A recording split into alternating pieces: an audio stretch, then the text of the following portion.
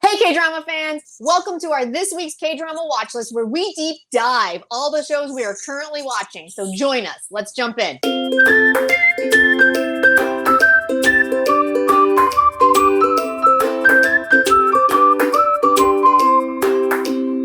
Welcome. If you are new to our channel, you have found the most fun K-drama clubhouse on YouTube because we have so many thoughts to share about all the K-dramas we're watching. So be sure to subscribe, like, tell your friends because we have chapters below. You can go to the show that you're watching or maybe check out a show you might be interested in. You can come back next week after you watched a show. So be sure to subscribe, hit the bell so you know as soon as we drop something new for you. And as we always do, we always get started, but we've changed it a little bit, you guys. Usually it's Monday, Tuesday, but since our show is kind of offset, we're going to start with Friday, Saturday, Sunday because we're talking about last week's Friday, Saturday, Sunday. So let's get started.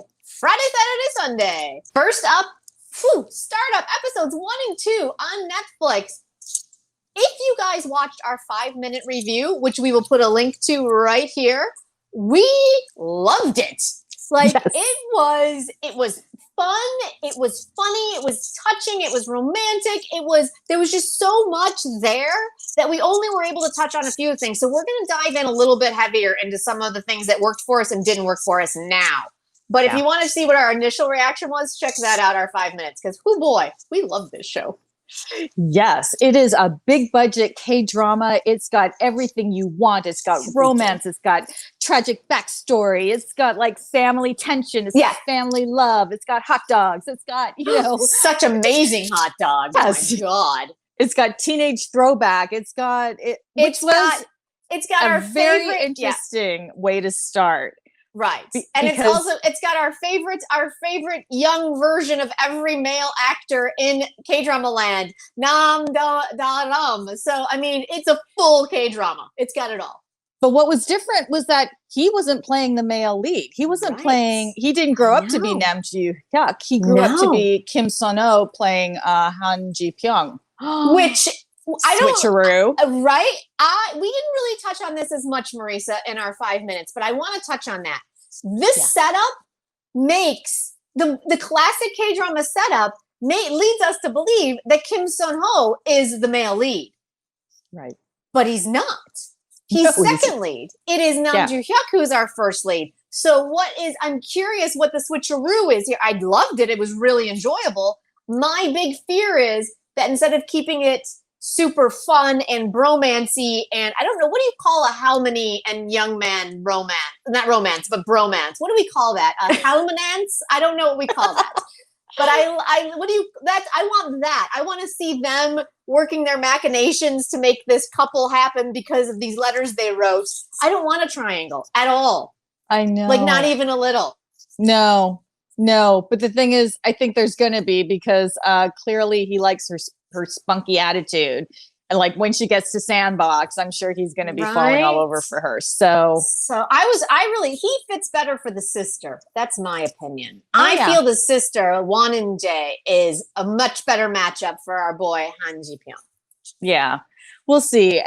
But you're right. I do hope they continue the relationship with Halmony because my God. It's hilarious. It's the comic relief. It's so much fun. I actually put it on Twitter and it got a lot of response. And I basically said, I feel like my OTP of this show is actually going to be Kim Sun-ho and Kim Hae-suk.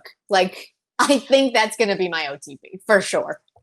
Yeah, because there's such an emotional connection. He feels he owes her, and he's clearly so super successful now with his, his version of an Echo or Siri, voiced by who?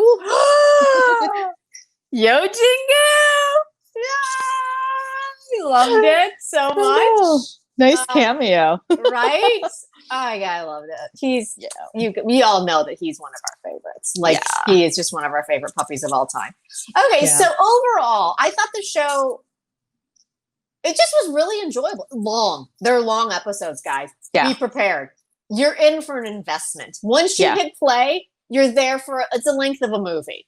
It's a 90-minute. Each episode is 90 minutes. It's beefy, folks. So grab your coffee and settle in. Settle in. Get comfy. Bring some snacks. Yeah. But it's a fast 90 minutes. A lot happens and it's gorgeous.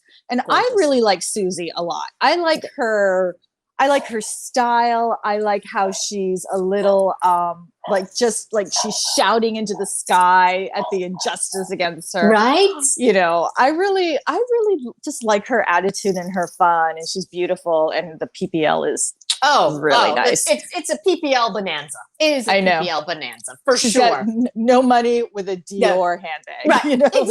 Right. I was like, oh, okay, you can't buy new shoes, but you've got a Dior handbag. Yes. Of course. Sure. The hot dog stand does very well. Hot dog stand does very well. Hot dogs in great demand. Yes, for sure. But can we talk just briefly about Dad's death? Because, oh my God. Oh my God. A, it was the most drawn out death ever. B, what a mess. Just a hot mess, Marisa. How do you have someone giving you a presentation in your boardroom with blood running down his head and then gets a bloody nose, and you don't go, dude, maybe we should take you to the hospital. Clearly something has happened. And then he gets a second bloody nose in the elevator, and then he starts to have hand tremors. Like, is no one paying attention to what is happening here? I know. But he had to die. Episode. He did. Was that 2 or 1? It was 2. Oh, no, it was 1. It was 1. I thought for sure, we all knew Truck of Doom was going to be careening in through that intersection when he decided to forego waiting for the crosswalk, right? That's right. But we knew it was going to happen. Right. The fact that he rolled off the car and kept moving, I was like, are you serious, show? Come on now. Well, you see, because I got very confused because at the very beginning of the show, at the conference, the tech conference, they accused Won In-jae of being a success because she was funded by her father. Right. And then when I saw that the parents, what a ridiculous divorce. Oh my God, right? Choose a parent and never see them again. I was like, wait, what's happening right now? I don't understand. I know. So I was like, well, okay, so Suzy Bae's character has no money. So did Dad become super successful and only funded the sister and not Suzy? And then it's like, oh no, it's because he died. He died. Oh my God. Oh my God. It was, and then it was just such a dramatic death. It was just so dramatic with the chicken falling to the floor and the picture of the family and the single tear. I was like, dear God, maybe instead of doing that, hit 911. I'm just saying. Or 119. I know. It was sad and I got a little choked up. It's because they milked that death scene for every last beat that they possibly could. It was amazing. It was amazing. It was amazing in its tropiness. It was. And of course he had to die because he was the one person who saw the future of smartphones. Right. Imagine, if you will. Imagine. I know. It's not like Apple hadn't been working on it for 15 years. No. No. Dad had it figured out. Oh, it was amazing. It was just so good. And then we haven't even mentioned Nam Joo-hyuk, but that's because he didn't even make an appearance until like the last 30 seconds of episode 1 in the show that he's the first lead in. So I'm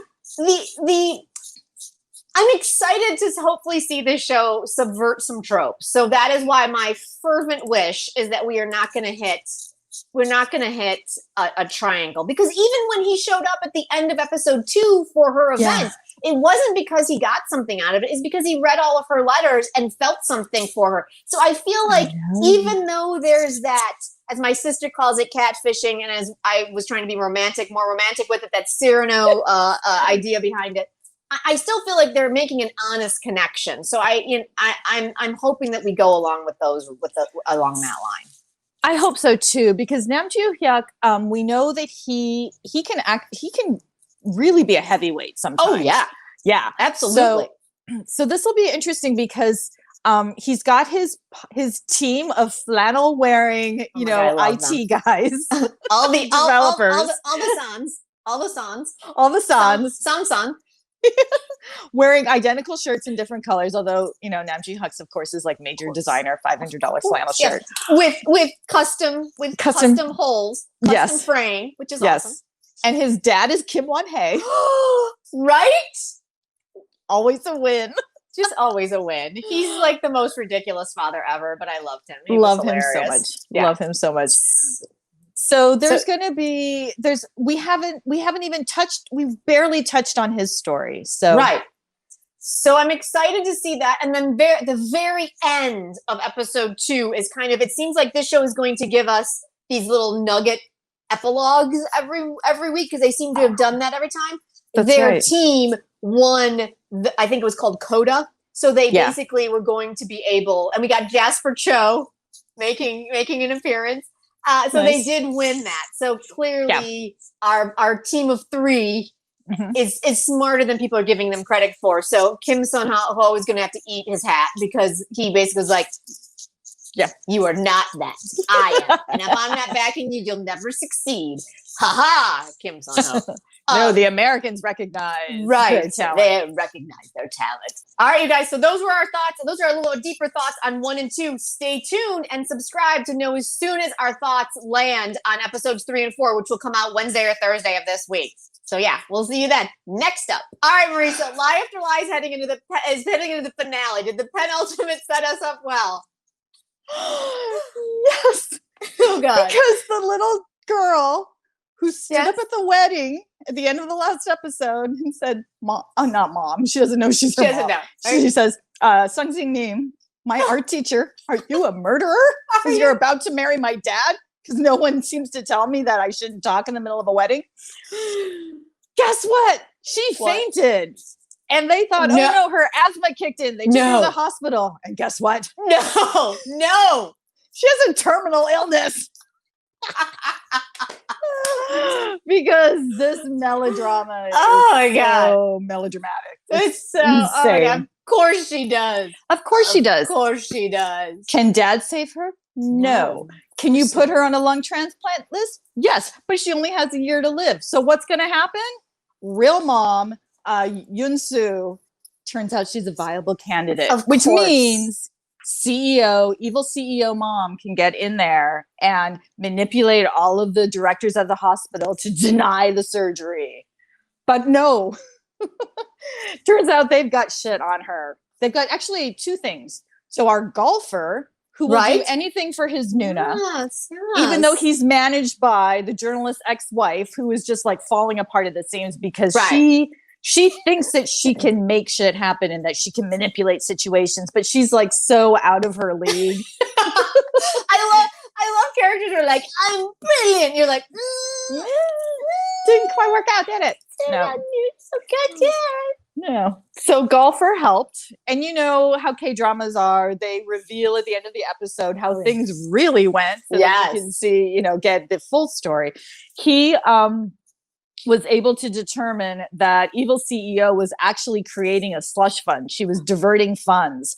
So her cosmetics company, Dio, was purchasing for millions of dollars artworks. But it turns out the money wasn't going to the artist or the gallery. It was going to the evil CEO to create her little slush fund. So, golfer figured that one out. Golfer boy, well done. Our little nugget from who's Zombie Detective. These are nugget over. These are detective on Zombie Detective. Yes. Yeah. Nice. Yeah.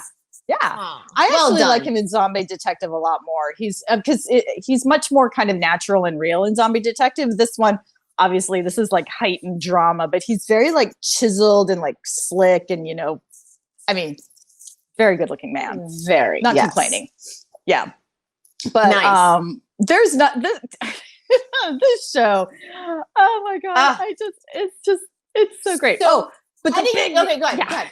I was just going to ask, heading into the finale, what do we have teed up, and do we think it's going to stick the landing? Yeah, we do, because what's going to happen, the red herring is that the surgery is so dangerous that Yoon-soo could die, as she gives part of her lung to her daughter. And everyone's still lying to each other. Right. It's like, because the little girl overhears some stuff and then they lie to her and they don't actually tell her that her art teacher is her mom. Anyways, the big news though is that they've discovered that evil CEO shares no DNA with the granddaughter. Because Yoon-soo was so clever. She got in a cat fight with evil CEO because evil CEO just happened to be at her rooftop apartment to dig some, I told you into her. Right. So Yoonsu starts a cat fight with her, all so that she can grab some hair. So they so do crafty. Yeah. So they do a DNA test. She's got no DNA that she shares with the granddaughter, which means they've confirmed that she's not actually the birth mother of the abusive husband. So all of this, you killed my son, is nonsense. Oh, show. Well, Ooh, show. What a setup. What a setup for the finale. I know. So I'm really hoping that they tie it all up. I mean, is she going to die on the table? I would be very surprised, but it is a K-drama, but I don't think so. But it I bet somebody else is going to die. Right. But who? I don't know. The henchman already died. So, and her dad already died. So, see? Death abounds. Right. The little girl, that's possible because she'll be in surgery too. I don't know. That would be horrible. Wouldn't it? That would be a horrible ending, Marisa. I know. And this thing, I mean, we've talked about this before. This show is huge for Channel A. Yeah. So I'm sure they're writing to give everybody the ending that we want. Yeah. Because this show can go down in history for this network. So well done, Channel A. Oh my God, I cannot wait to hear how this thing wraps up next week. Oh my God.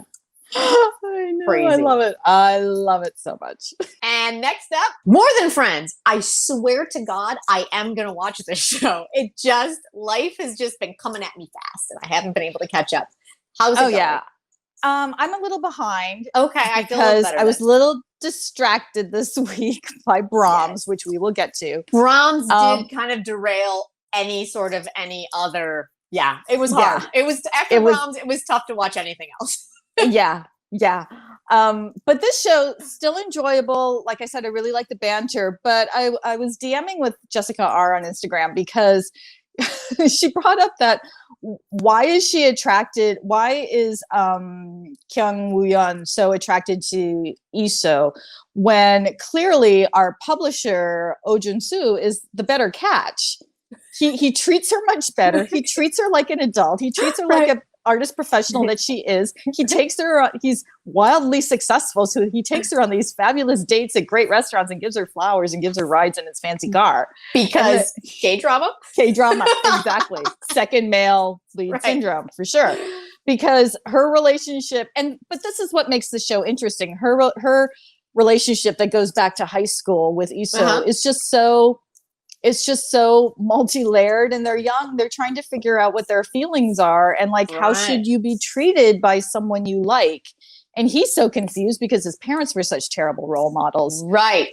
But this week, from what I did watch, we got a lot more of her two other friends. Oh, good. So we've got, Ayun Jin, who we saw in Hospital Playlist. I really like her. She's playing Kim Young-hee. And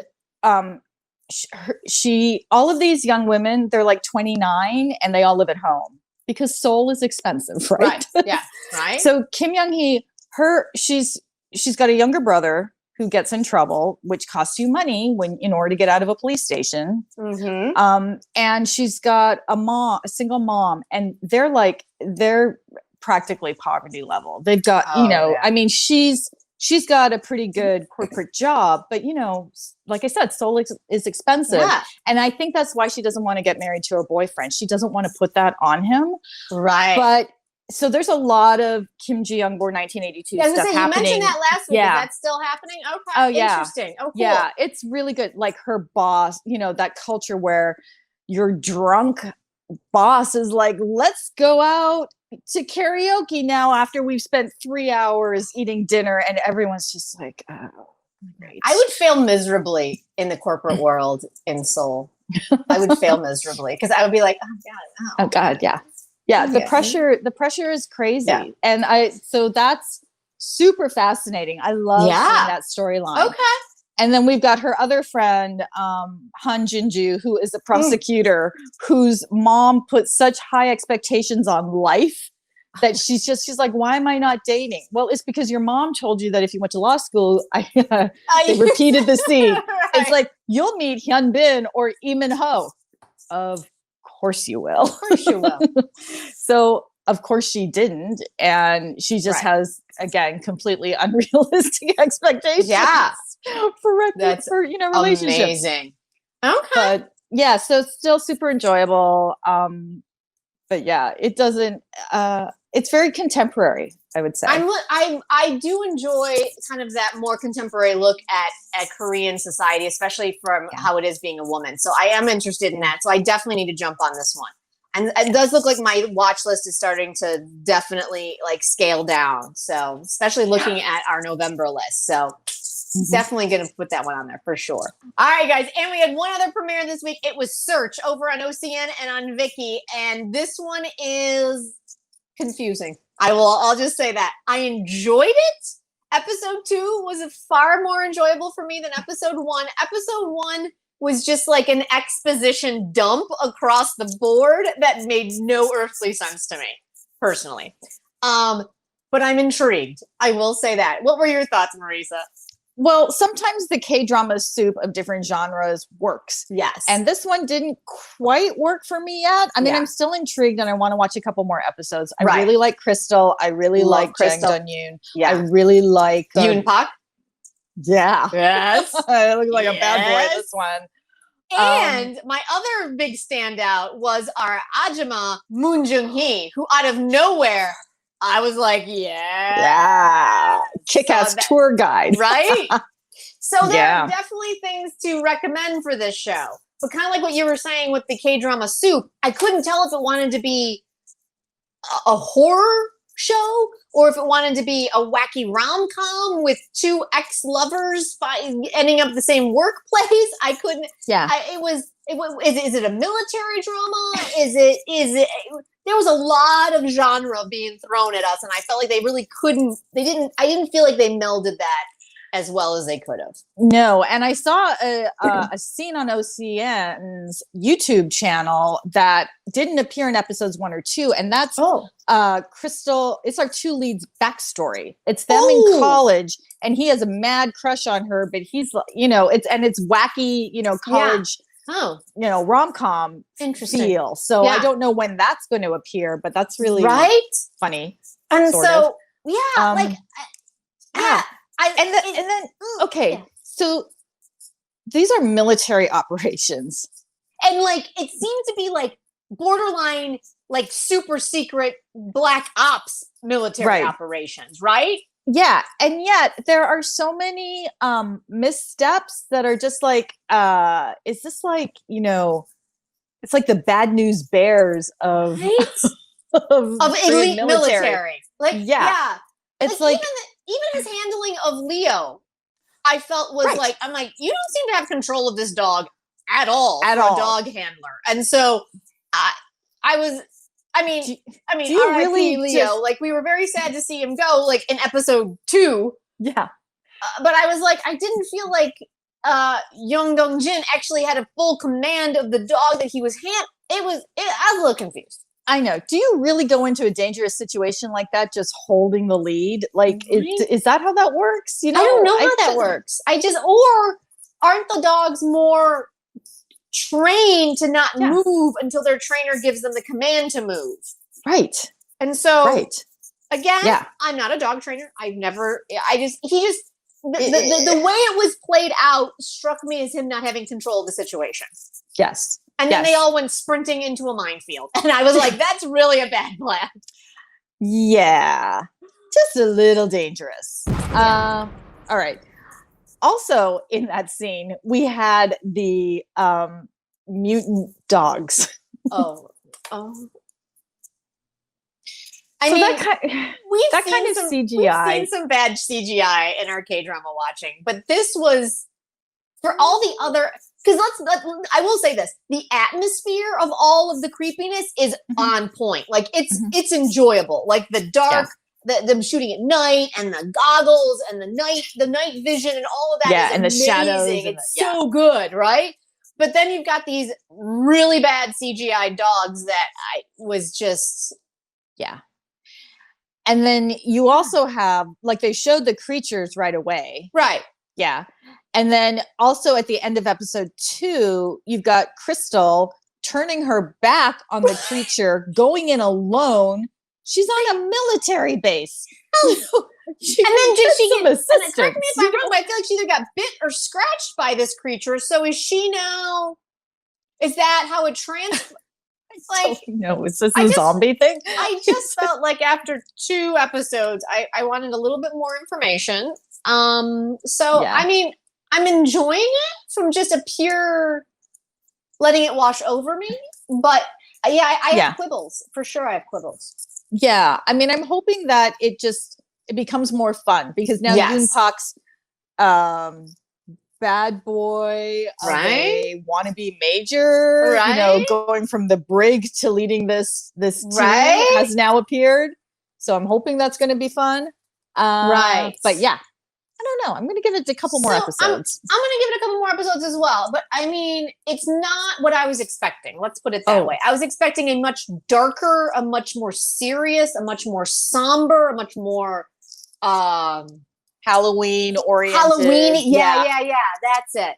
And this is a little bit more wacky than I was expecting. I think maybe that's just what was jarring to me right out of the gate. And maybe now that I know that that's what it is, it'll become a more fun show. Yeah, because Jang Dong-yoon's character, not the sharpest tool in the shed. So, which was really interesting. So I don't know. So we'll see. I'm intrigued. I'm intrigued to see what happens. So we will see. All right, Serge, show us what you got. All right, guys. Next up, Monday, Tuesday, My Dangerous Wife, episode 5 and 6. Marisa, I accidentally watched episode 6 before I watched episode 5. I was so confused. You would have thought that I would have stopped and been like, what the hell is going on? But I just kept going, because the show is so insane anyway that I was like, well, clearly they're going to give us a flashback and explain all this. And I just kept waiting, and then they didn't. And then I was like, wait a second. And then I went back and watched episode 5, and I was like, I'm so confused right now. All I can say is this show is like the Gone Girl epilogue turned up to 11. Oh my gosh. It's just it's like a sequel to Gone Girl, because it's like what happens after. So this show, it's fun, but it's an onslaught of stuff happening. So we have these, we have a drama notebook that you can download for free. Yeah. Information is below. It's our gift to you. But, for me on this show, I stopped taking notes because it was just either I was going to write a dissertation as I was trying to follow along, or just, stop with the notes. I made 2 notes. What is N31? Right? Thank you. I need that information. And who is this bartender? What is happening? Yes. Those are my 2 big notes for sure. Absolutely. I literally wrote down still bonkers. It's a ride. And I also need to know about the cop's wife. Because she's a writer, but she also seems to have either the cooler or a cooler. Right. With the $5 million in it. I don't think you can fit $5 million in a cooler. But anyway, they've been wheeling that thing all over Seoul. Right. Because the other one was filled with coffee beans. If you're lost, you just watch this show. There is so much happening. Every scene is so much more shimshe is off the rails, by the way. Our dangerous wife, Shim Jae-kyung. Holy moly. My question, this is where I need us to get to, because we're at 5 and 6. It's 16 episodes. I feel like I check this every week because I keep waiting for them to tell me it's 12. Because I don't know how they're going to make it 16 episodes at this level of burning through story. Yeah. But clearly, she has to have some other motive than staying married, because he's a putz.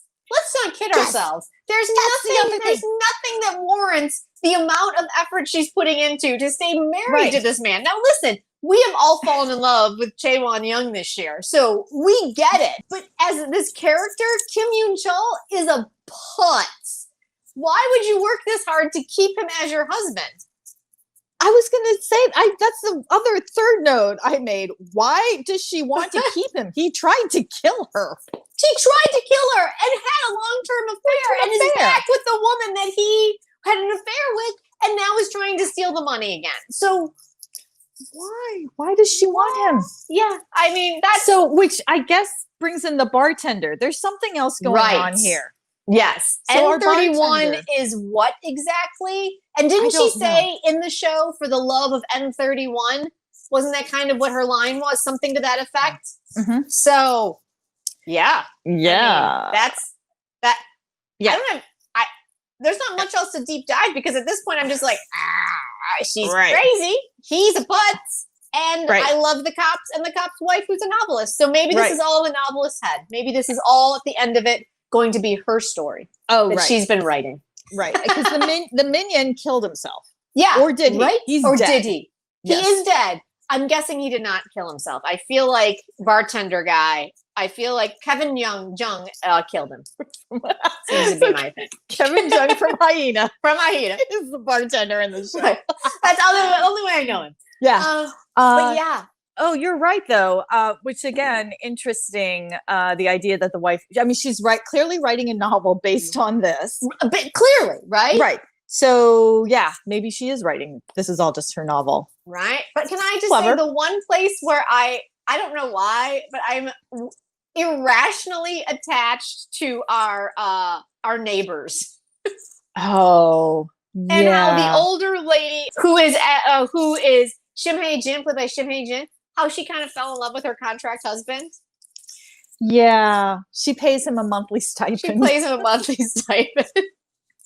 And I don't know why, but for some reason I feel for her and I want her to find real happiness. And so I don't know why, but there's something about their relationship that I'm like, okay, show me more. Maybe it's because it's compared to our lead couple, it's actually normal. It's actually stable. Except I don't know how long for this world he is because I think he's going to start trying to blackmail somebody because he's because he's all in for the money, right? Yeah. Right. Yeah. And when you have an open garage and windows without window treatments. Come on now. Your neighbors might be hearing a little more than you thought they would be hearing. Show. So it's a ride. I can't believe we haven't even hit the halfway point yet. We've got still this week coming up and hit the halfway point, but woof. If you're along for the ride, join us every week. Yes. It's amazing. Yes. All right, moving on. Zombie Detective. We're gonna have to push it to next week when there's the finale because I didn't get to any of them, but I promise I will have watched it by the time we hit the finale. Did you, Marisa? I watched a little bit of mine. Okay. And poor Chae Jin-hyuk. Oh, yeah. He just doesn't know what to do with himself because he's a zombie and he doesn't want to be. Right. I mean, what do you do with that?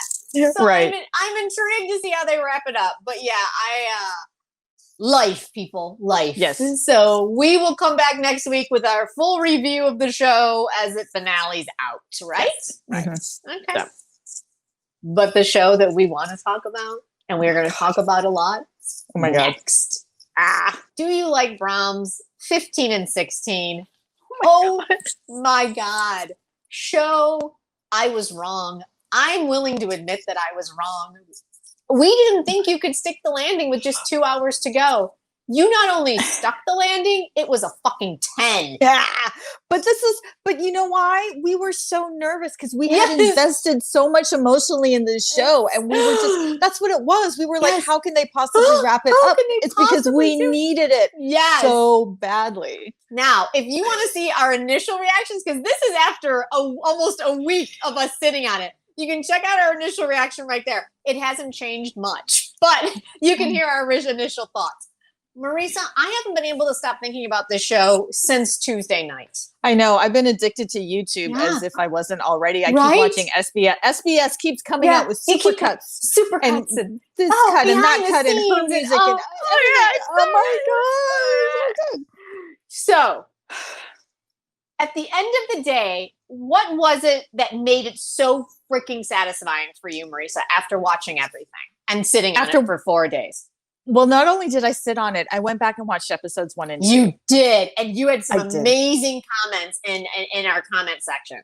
Yes. So this writer laid the groundwork. All of the answers, all of where this was going was in episodes 1 and 2. Everything from why the ring ended up on the right hand, everything about that Kim Min Jae's character, Park Jun Young, says to his professor at the end, it's in episode 1. It's all there. The answers are all there. So to go back and rewatch it, it was just like, this was so perfectly tied up.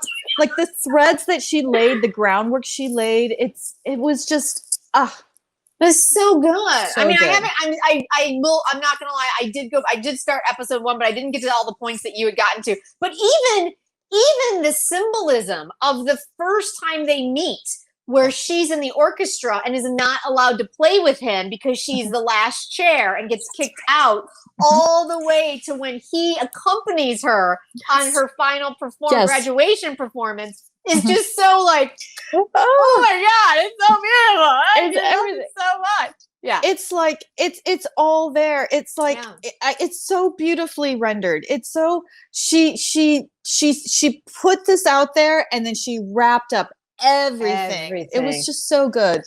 But for me, what was so beautiful is that you have Park Jun Young, who speaks through music. Music and art is how he makes sense of his world. And so all this entire series was all these people trying to take from him or live their lives off of him. And from the moment you met her, you knew that she was perfect for them. So the ride that we went on from episode 1 through 16 was just I loved it so much. And again, I only watched it the one time, but there were certain things that popped out to me that kind of reinforced what you just said. And the one scene that really drove home, and I think it did for the character as well, because it was such a big scene, was when Mom said to Chae Sang-ah, I was so happy to see him on that stage with you because we could never give you music. That was something we could never give you. And you having him by your side gave you that, even though, oh my God, I was like, it's just so beautiful. It just was so well done. And then just, I mean, episode 15, I was texting you, I'm like, I am sobbing at the end of 15 because I have said this since episode 2 maybe. But this writer knows how to write love and heartbreak better than any writer I have ever seen. It is so freaking visceral, and it resonates, at least in my experience, just what that feels like when you're heartbroken, what it feels like when you get that first spark of love, what it feels like when you're in those long-term relationships, this writer nailed it so well. It was just, So what we've got with Chae Sang-ah is a character who you think is always apologizing. Right. Because that's her name. That's her name. Almost. But what you've got is a young woman who internalizes things. And unlike K-drama, a lot of K-drama female leads where they're like very external, they're putting their emotions out there, they're putting their feelings out there. So with Chae Sang-ah, she absorbs things, she contemplates, she ruminates on things before she speaks, and she is a strong character, and she does speak her mind, and she does speak up to Park Jun Young, and she does speak up to everybody else, but she does it in her time. And I don't know if it's because you and I are ajumas, a little older, a little more life experience, but this just resonated with us. She's not so reacting. No. Yeah. So they just when they finally got back together, I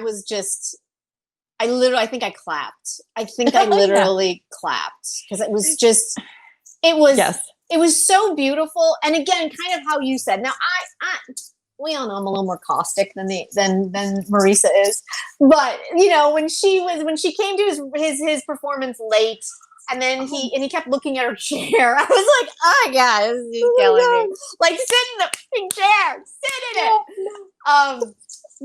And when she heard that final song and was explaining, how that all was, and then she realized that he was speaking to her, I was a little bit like, I mean, this is what it took for you to realize this? Like, I mean, okay.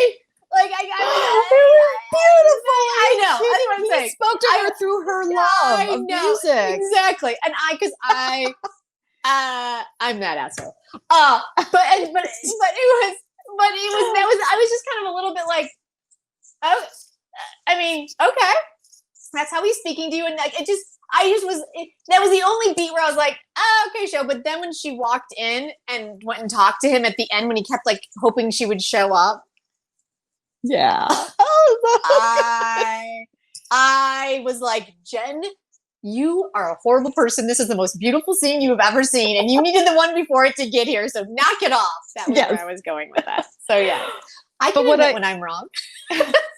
What I also loved about this show, and we've been seeing it a lot, is that you get a little more time with these couples after they reunite.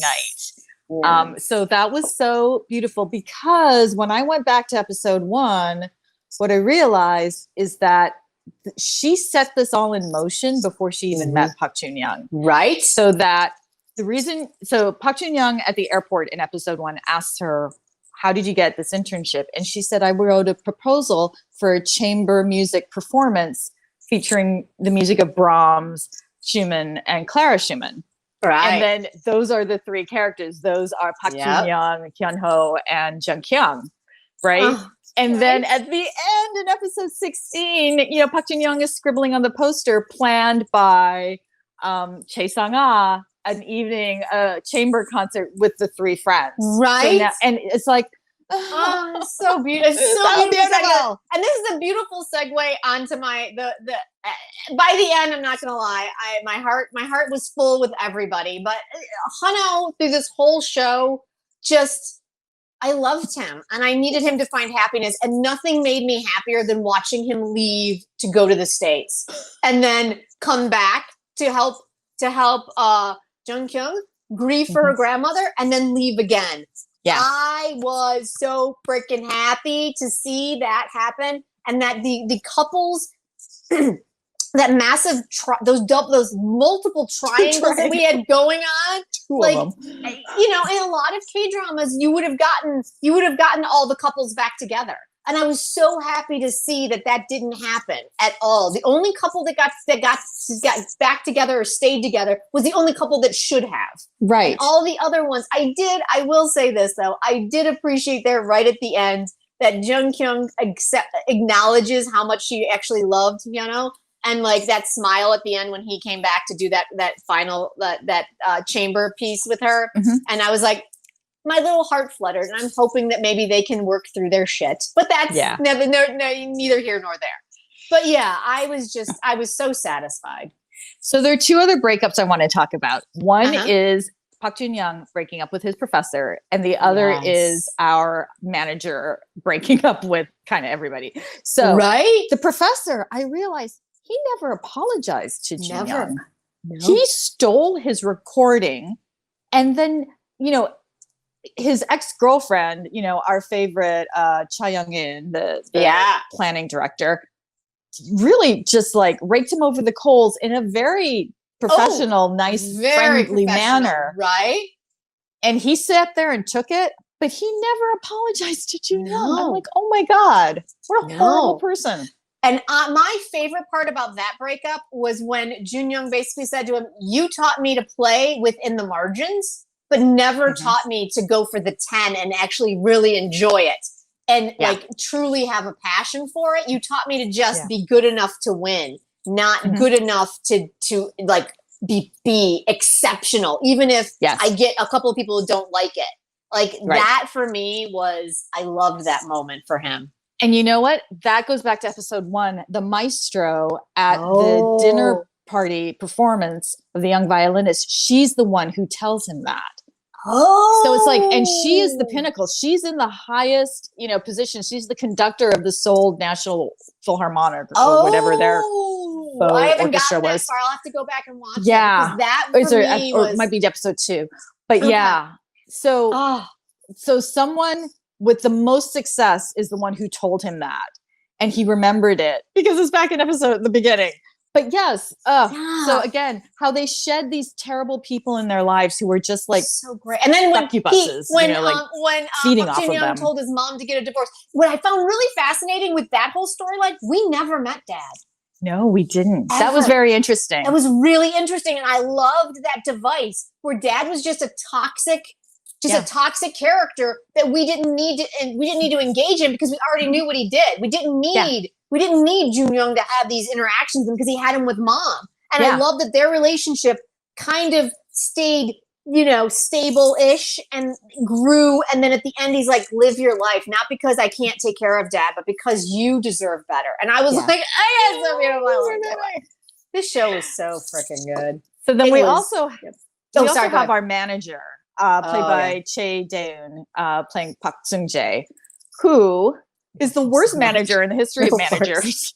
He's the worst. Has no respect for his artist at all. Just insults him by saying, how could, why do you think you can just do what you want? Right. Tries to weasel his way back into his old job. And God bless her. When my God, that was the greatest scene ever.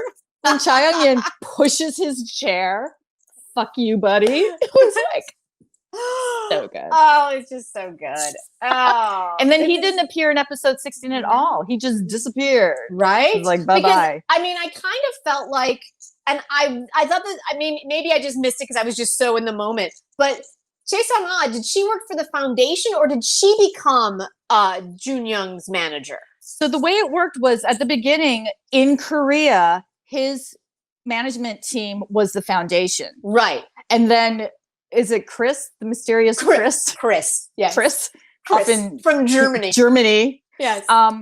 Decided that he was going to have his own person managing. Yes. And so that's how that was Chae Dae-hoon, right? Right. So I think we're back at the foundation. Gotcha. She works at the foundation. Her with that glorious Samsung phone with the pen, the stylus that she's writing on and recording. Well, I don't even know how that works, but I loved it so freaking much. I know. Yeah. I'm like, I need that in my life. Come on, Apple, get on it. Get on it. PPL there. I know.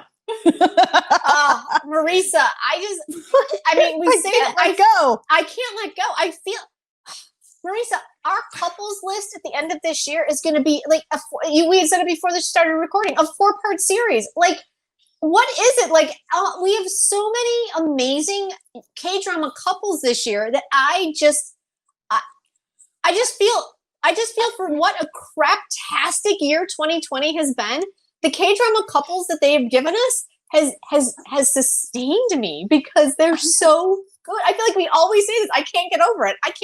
My rewatch list is epic this year. I know. They've been exceptional. It's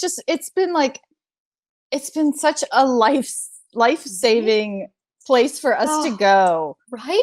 These Korean dramas. Holy cow. So good. And this couple was just such a quiet, slow, beautiful story that I'm so glad I'm just so glad that I watched it. Like, it's usually not that it just is such a slow story that usually those are not the kind that call to me. But this one was just so well executed that it moved. We said this almost every week, that the episodes went, even for a slow story, the episodes went by really fast. So quickly. Yeah. But just everything was perfectly done. The classical music, the pieces they chose, the connection to the real life story of Brahms and Clara Schumann, how they came together through music, how we never saw how talented she really is until they played together. Yes.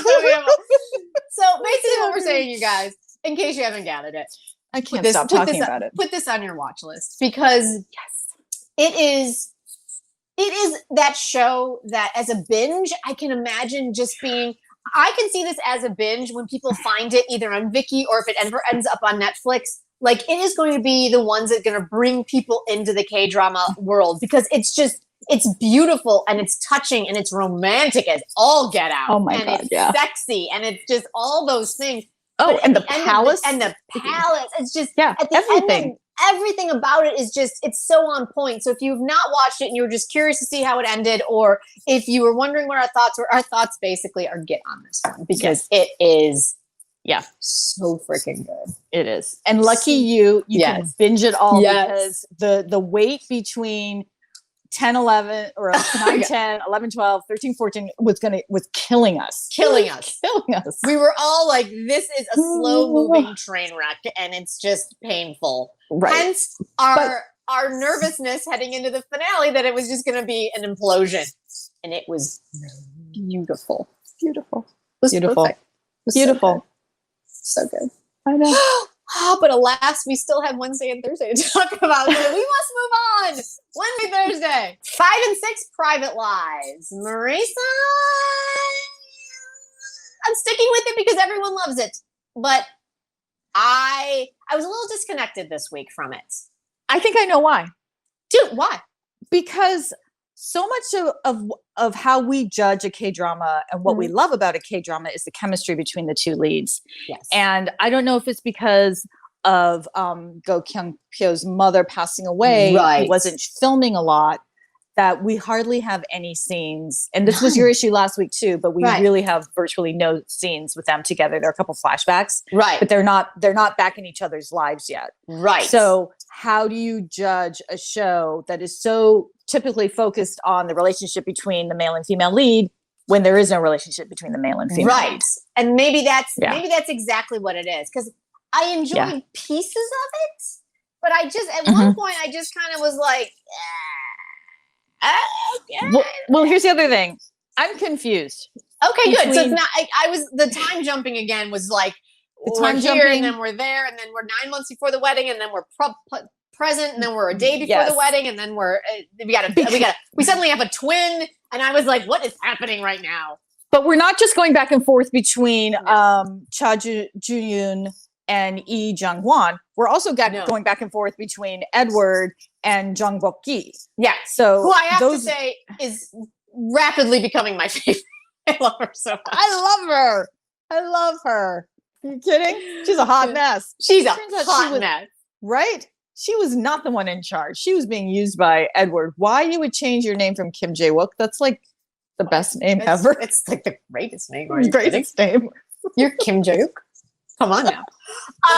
So I feel like that's what this week was. Like it's not that it was bad. Like I'll keep watching it, but I need our key players to all be in the same space and working together. Because I do find that what I love about these type of swindler or caper type things is when we see the capers. So like when he had his two office minions come to the hotel and bicker and fight, and then they switched clothes and then they escaped. Like I love that shit. Like I want to see more of that, but with Cha Jun. Like I need her to be a part of it, because I just feel like she's having a completely separate experience over here. I'll keep my hand in the frame, but it's really far off. There is a Mr. and Mrs. Smith element that could kick in with this show. That's what I'm waiting for. That moment where you realize that your partner is not the bulgogi cooking apron wearing innocent suburban wife. Right. She's actually a documentary filmmaker. Right. I love that that's a euphemism. We're a documentary filmmaker, and he's the director, and we're just a supporting player. I was like, at first I was like, is this a translation issue? Oh, no, it's an entire world. I love it. Yes. These con job / documentaries. And we got a little bit more this week of the Hulk. Yeah, Taewon-suk. I was so happy to see him. So is he the son? He's the second son of the UI president who with the suicide? I don't know. I don't know. I don't know either. I don't know. But I need a little more I info. need more of his story. I think that's where I'm at with it. At 5 and 6, and I do, like we talked about earlier, I feel like it became a production issue where they probably had to do a lot of reorganizing what they could shoot and what they couldn't shoot with the story because of Go Kyung-pyo's mother passing away. So, I mean, I can see that, but now I need them to kind of bring it all together now, because the show it's a little disjointed for me. Yeah, and I'm hoping that, that final scene with the episode this week with Edward and the GK boss and Go Kyung-pyo about to walk in. Yes. I think we'll get more information, because why does Edward have that adorable little white dog? That seems so... Vivian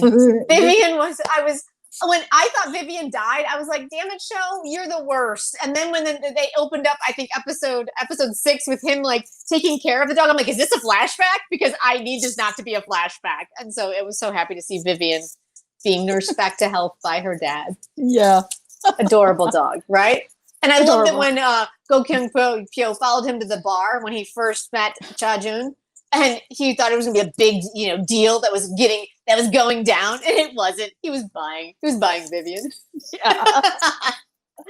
And this big hulk of a man puts this dog carrier on the table. I was like, what is happening? Whoa. In the middle of this really like swanky-ish bar. Yeah. Hilarious. So funny. Oh, private lives. Yeah, we're hoping it delivers. Yeah, let's do it. We're heading into that midpoint. We know it's got to happen. So I feel like she's going to see him by the end of 8. Oh, I hope so, because he knows where she lives. He's watching her, so and he misses her so much. I need these crazy kids to just get back together. All right. Next up, Tale of the Nine-Tailed episode 5 and 6. If y'all want our initial reactions to it, go ahead and check it out. We did a 5-minute review of it as soon as it came out. Super fun, but there are so many other stories that we obviously have to dive in because this is a freaking ridiculously fun fantasy. It is. I love these K-dramas that just go into mythology and like so good. It's so good. Good, right? It's just such an easy watch. That is, it's enjoyable and it's easy and it's just, I just love these characters. I love the entire cast. Like there's so much goodness there. And now we've got our evil like kid worm guy who's like coming into his own, super creepy. And so I'm just all into this show. Like I'm loving the demon spawn. Like I'm super into that storyline. Super into it. I think also the relationship between the two brothers, between Eon and Irang, is it's really dangerous. Right? Like the fact that he basically sold his brother off. Like what? Yeah. Ooh, wow, okay. Yeah. For a pair of magical glasses. So just for magic glasses, like what does he want those magic glasses for? But then the flip side is our girl Namjia gave up her fox bead. And what does that mean exactly? I feel like it doesn't cloak her or anything. And how does he not ask her what she gave up? I know. How does he not know this? Like he's been looking for this damn bead for 600 years. He finally finds it and he doesn't recognize that it's now gone? Come on now, Ian. It's very surprising. Very surprising that he let that go. Yeah. So I have a few quibbles, obviously. But her love of mint chocolate chip and their bonding over that was a highlight for me. I freaking loved it so much. I love their dating. Yes. I don't know why I put that in quotes. But I don't know. I think it's really dating. Yeah. It is really dating. Really sweet, really cute. They, because clearly they belong together. Right. But I think just their chemistry when they talk to each other is really great. I think the K-drama kisses. Could we amp up that game a little bit? Like if I feel like I've been spoiled this year, as we talked about in our Brahms review, with the game being upped in numerous K-dramas. I mean, we had it in Hyena, we had it in Dinner Mate, we had it in Flower of Evil, we had it in Do You Like Brahms? And I just, come on, show. Look, if the 29-year-old if the 29-year-olds know how to kiss, then the 600 mythical, how old is he? Like a 600-year-old mythical fox should know how to kiss. Yeah. Right. So that was real. I mean, it was a beautiful scene working up to it, but the kiss itself, I was like, oh, show. Yeah. Because they're really sweet together. That K-drama rain, right? K-drama umbrellas. Yeah. But that scene where they're like kind of moving the umbrella around and he's just like, he was adorable. Yeah. Adorable. I mean, I think that's what it is. Like, I think I mentioned this in the 5-minute review, but I love the fact that even though he's a 600-plus-year-old god, right? Or he's actually, we don't even know how old he is. He's just been not the god of the mountain for 600 years. He's been been among humans for 600 years. So God only knows how old he is. So he is an immortal god, right? But I still feel like the way that they talk to each other, they're equals. And so I think that's what I'm enjoying about them. And I enjoyed the fact that at the beginning of this week's episodes, she was taking care of him. Even though he was shirtless, it wasn't the usual like, oh, I can't touch you. And oh, and ooh, and ah, a naked man. It was, my mother was a doctor. Exactly. Snap. And I loved that. I loved that about that scene. How she learned these things at the age of 8? I'll let that go. maybe she decided to pursue it because her mother was a doctor later on in life. But and then became a television producer. Of course, because yes. But you know, I really enjoyed watching their relationships for sure. The other relationship I'm really enjoying watching is between Kim Young-ji, who's playing KThree, who's kind of our feral fox, and our vet, who's played by Hwang Hee. Like, they're so... they're like puppies. I just like them so much. Yeah, I love it when you have your second couple who are together and clearly belong to each other, and they have their own storyline of push me, pull you. Yeah, they're really enjoyable and fun. Really enjoyable. I love that she rescued that poor little dog, even though Irang was like, whatever. He saved it and then was like, I take no responsibility for it because of his puppy dying when he was younger, which was tragic and horrible. But I loved that she took, was like, I'll take him to the vet. And then she did. And I was like, and then she was like, I don't know what to do with it. Take care of it. Find it home. I loved it. It's just adorable. Yeah.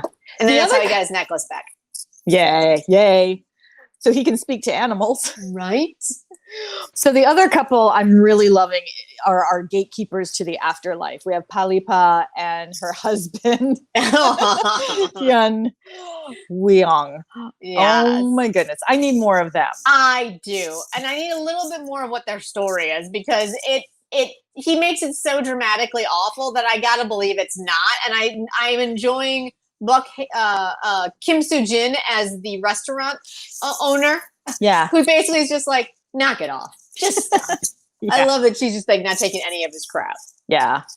So there's so much more than just our main couple, and they're all really strong storylines. Yeah. So gives us this complete world. It does. That's exactly it. Like, it's the entire world is full. It's not just one, the two main characters that you have to focus on. Like, every piece of it is so fleshed out and so good. And we cannot end our more of a deep dive of this one without mentioning who our magistrate was, right? We mentioned it in the 5-minute. Lee Kyu-hyun was the magistrate. He was actually a big black bear. And I really am like, yes, I totally see you as a big black bear. Yeah. So and that they're best friends. Like, of course. I loved how when Jia came back and was like banging on the door, and she's like, let me in. And he opens it. He's like, I recognized your voice. And I was just like, come on in. It was